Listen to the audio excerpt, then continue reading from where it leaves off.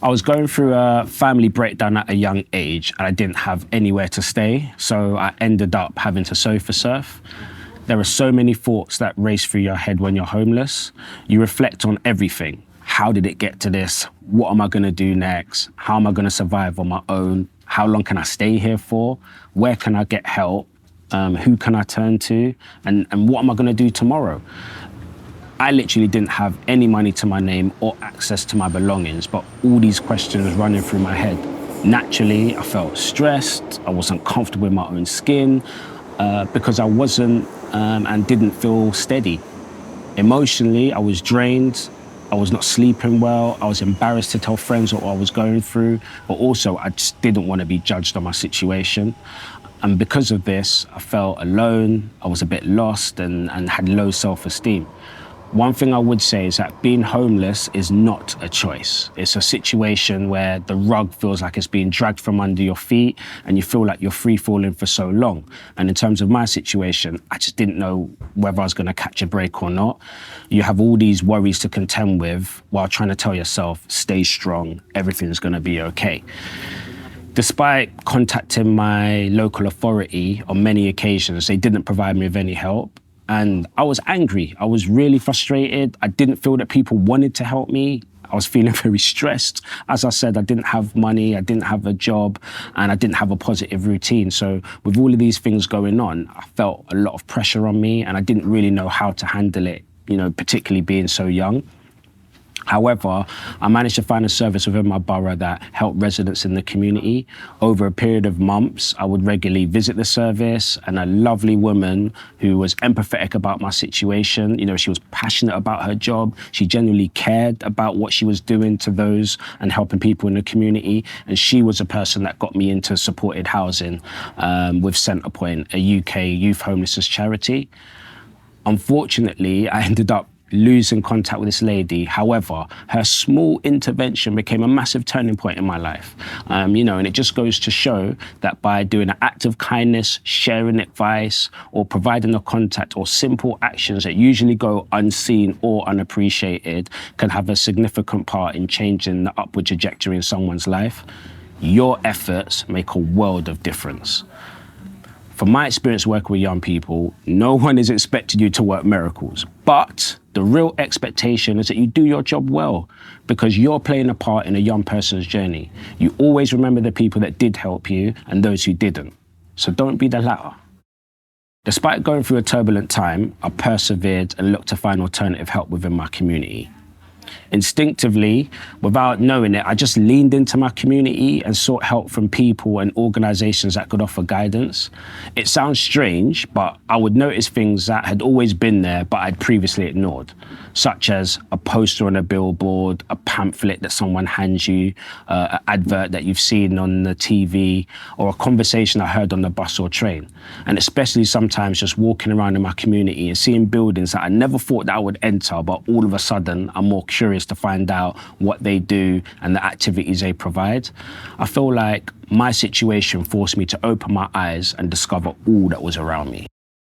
I feel that young people are aware of the resources that exist, but most of the time they never believe they'll need it, or they'll think that, it's not for them or that it's always going to be there. And unfortunately, not all things last forever. And so, I would say force yourself to be curious, because even if it's something that's not for you, you may be able to signpost somebody where it's beneficial to them. A young person may be hesitant because they think that they have to match a certain criteria to get help or support.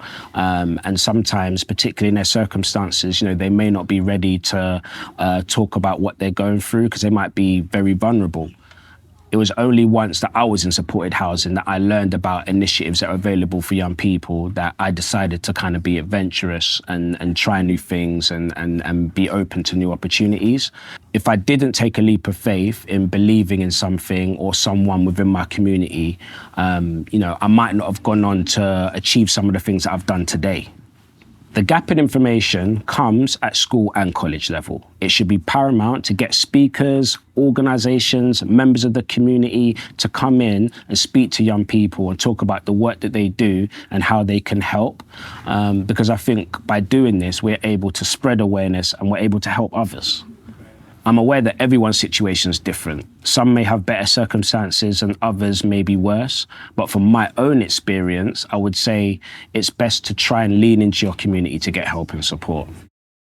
I genuinely believe engaging in youth work not only changes the lives of those you help, but it's transformational for you too. You get to master project management, engagement, advisory skills, and end up getting a deeper knowledge of the communities that you get to build networks with. We can make careers in youth work more attractive by removing negative stereotypes, increasing funding, and showing clear professional development pathways. This is pivotal to guarantee that young people can continue to access safe environments where they are heard, where they are guided, and where they are cared for. By the time I'd left supported housing, I developed connections and networks with people and organizations which became very beneficial to me during my adulthood. It's important, especially early on, to tap into networks within your community. Once you build momentum and good habits, you can showcase your skills and value. Opportunities will always come your way because of your reliability and reputation. A strong network can unlock new opportunities. Today's opportunity is not tomorrow's guarantee. So if you're going to say no to something, have a really good reason for doing so. Sometimes it's the things that we least expect that can have the biggest impact on us. These are the reasons why we get to explore and discover our why, our purpose. I've always felt I have a responsibility to give back. And I feel that sometimes I think it's just likely down to my own personal experiences, but also because I like to advocate for people, I like to support others, and I like to bring about positive change in a way that can help people. After leaving Centrepoint, I went on to work within the charity sector as a youth worker and felt really inspired to make a difference. My road led me to become an advisor and manager of university services, supporting and mentoring students with academic issues and helping them continue in their education en route to graduation. I provide one-to-one advice and guidance to university regulations, signpost students to services if they're experiencing financial hardships or well-being issues, as well as supporting them through complex academic casework and influencing policy and regulatory changes that have positively impacted thousands of students within my university.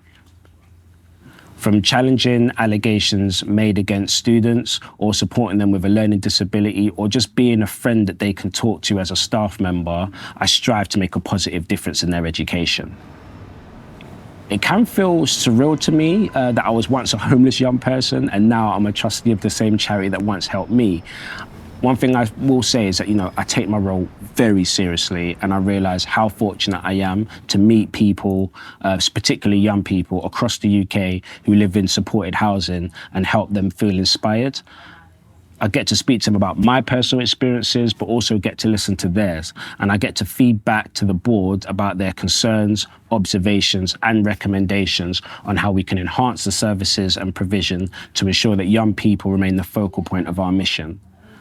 I'm very proud to have raised money and spread awareness by speaking at events, running a half marathon, but most importantly, I've helped set direction and influence positive change at a board level. One of the fondest moments I look back proudly on was getting 20 young people I used to work with during my time as a youth worker to give back their time to create content that will give others in the same position they used to be practical advice, guidance, and information on how to start a career. For me, that was a special moment as it reminded me that no good deed goes undone. Seeing those young people turn up for me in my mission to empower others showed that they could see what I was trying to deliver and that they were appreciative of the support that I provided them as their youth worker. When you do something for the benefit of others, you will always gain support. My personal why is making sure that the system is fair and just for everybody and that those who can't speak for themselves have someone that can advocate for them. Young people that live in supported housing, please take advantage of all the opportunities that are in front of you before it's too late. And community workers, remember the positive role that you play in helping a young person on their journey, and to not judge a person on who they are today, but by the potential of who they can be tomorrow.